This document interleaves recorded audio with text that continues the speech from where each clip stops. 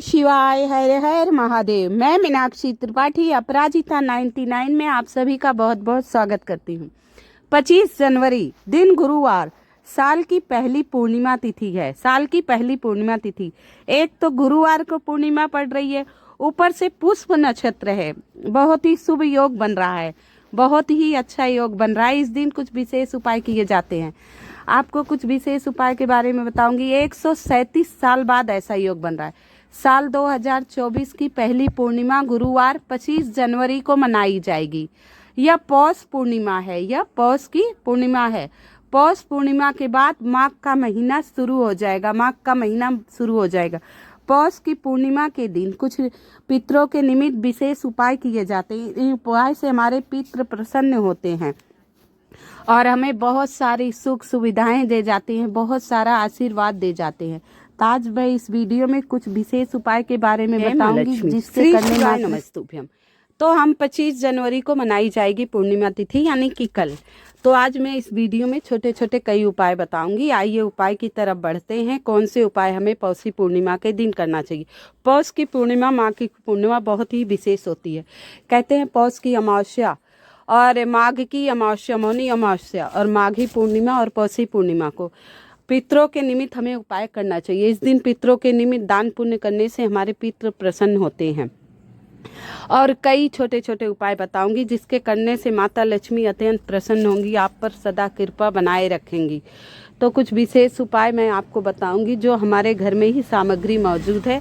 पहले तो हमें सुबह उठ के पूर्णिमा के दिन स्नान करना चाहिए और जल वाले पानी में थोड़ा सा गंगा जल मिलाकर आप स्नान कर लीजिए, बहुत ही बढ़िया।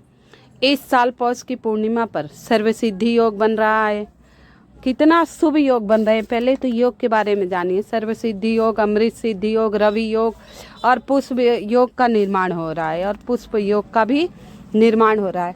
ऐसा बहुत कम आता है कि एक ही दिन कई योग बने, एक ही दिन कई योग बने और कई शुभ। सर्वसिद्धि योग, सर्वसिद्धि योग में किए गए काम सर्वदा सिद्ध होते हैं, सिद्ध होते हैं। और रवि योग में किए गए काम उन्नति करते हैं। पुष्प योग में निर्माण होने वाले काम सारे हमारे संपन्न हो जाते हैं।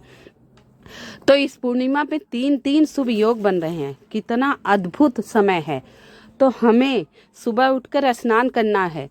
तो 2-4 बूंद गंगा जल अवश्य डालकर स्नान कर लीजिए, क्योंकि बृहस्पति की पूर्णिमा है, गुरु पूर्णिमा है। तो एक चुटकी हल्दी अवश्य आप जल में डाल दीजिएगा। एक चुटकी हल्दी डालने से हमारा बृहस्पति मजबूत होता है।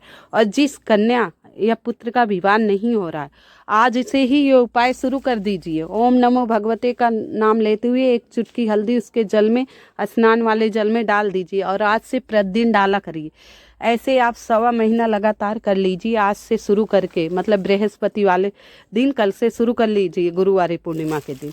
तो उस बच्चे का विवाह अवश्य जल्दी ही संपन्न हो जाएगा। तो इस दिन माता महालक्ष्मी, लक्ष्मी नारायण का कहीं आसपास मंदिर हो, माता महालक्ष्मी का मंदिर हो, वहाँ जाइए। आप 5 हल्दी की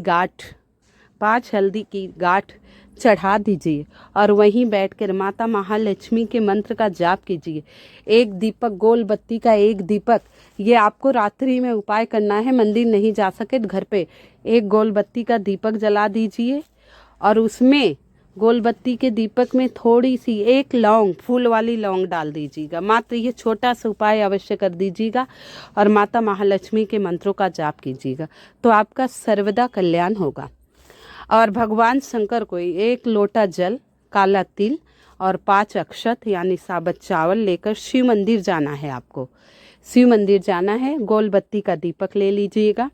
शिव मंदिर जाकर उत्तर दिशा की तरफ मुख करके पहले जल गणेश जी के स्थान पे, दूसरा आपको पार्वती जी के स्थान पर, तीसरा कार्तिकेय के और अशोक सुंदरी, और फिर श्री शिवाय नमस्तुभ्यम चंद्रमौली महादेव का नाम लेते हुए जल समर्पित कर दीजिए। उसके बाद गोल बत्ती का दीपक जला दीजिए, अपनी मनोकामना कह दीजिए, आपका सर्वदा कल्याण होगा।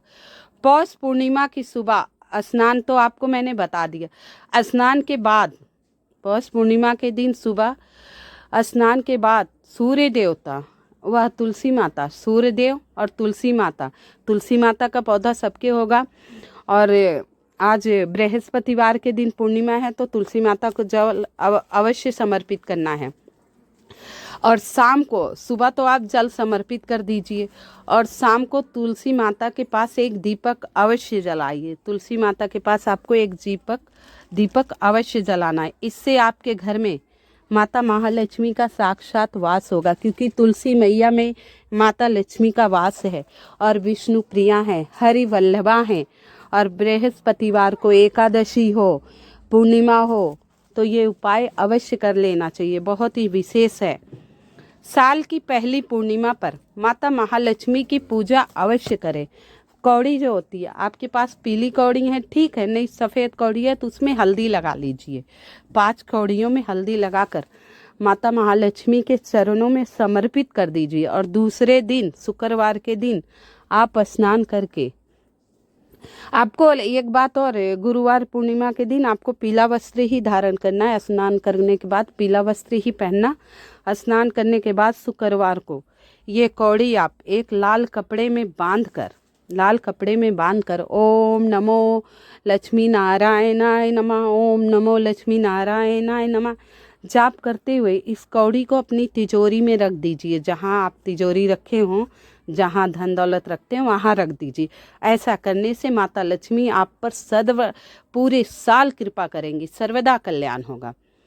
साल की पहली पूर्णिमा पर, साल की पहली पूर्णिमा है, साल की पहली पूर्णिमा पर पितरों के निमित्त जरूरतमंद लोगों को, पितरों का ध्यान करिए। ओम पितृदेवाय नमः, ओम पितृदेवाय नमः।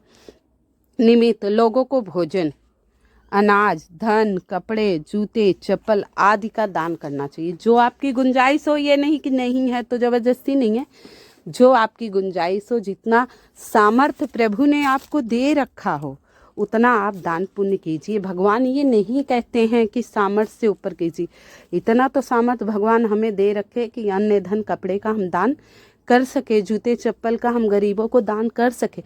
जो हमारे अंदर सामर्थ्य है तो थोड़ा बहुत जीवन में दान अवश्य किया कीजिए, जिससे हमारा जीवन सफल रहे, हमारे जीवन में अन्न धन की कमी कभी नहीं हो।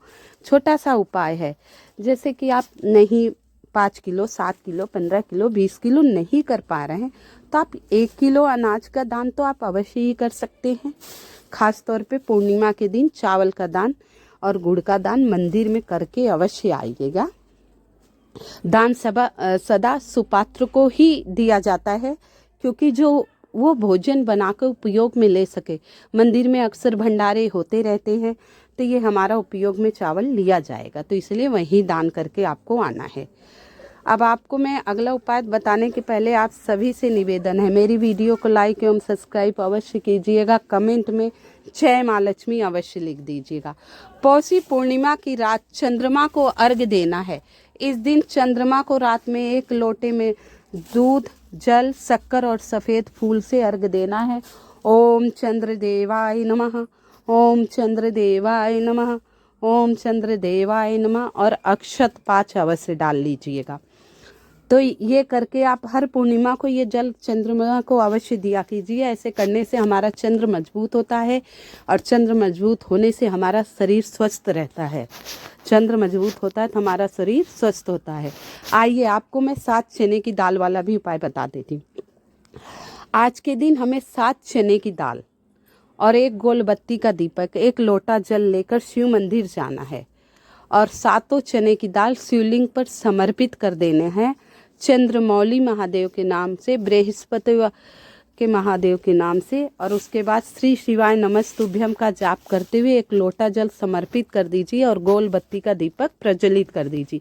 ये उपाय हमें प्रदोष काल में करना है, 8 बजे के पहले भी कर सकते हो, बाद में भी। तो छोटा सा उपाय बताया, इसे करके अवश्य देखिएगा। आइए, पौष पूर्णिमा के दिन श्री लक्ष्मी नारायण यानी भगवान विष्णु, माता लक्ष्मी की मंदिर हो, लक्ष्मी नारायण भगवान तथा माता लक्ष्मी को खीर का भोग अवश्य लगाना चाहिए। कहते हैं इस दिन खीर का भोग अवश्य लगाई। इसके बाद माता महालक्ष्मी के मंत्रों का जाप करें। मंत्र मैं आपको बता दे रही। ओम भागलक्ष्मी च विद्महे अष्टलक्ष्मी च धीमहि तन्नो लक्ष्मी प्रचोदयात् नमः। ये महालक्ष्मी गायत्री मंत्र है। फिर से सुन लीजिए। ओम भागलक्ष्मी च विद्महे अष्टलक्ष्मी च धीमहि तन्नो लक्ष्मी प्रचोदयात्। ओम भागलक्ष्मी च विद्महे विष्णुपत्नी च धीमहि तन्नो लक्ष्मी प्रचोदयात्। इस मंत्र का आप जाप कर लीजिए। अगर आपको नहीं याद हो तो ओम श्री लक्ष्माय नमः,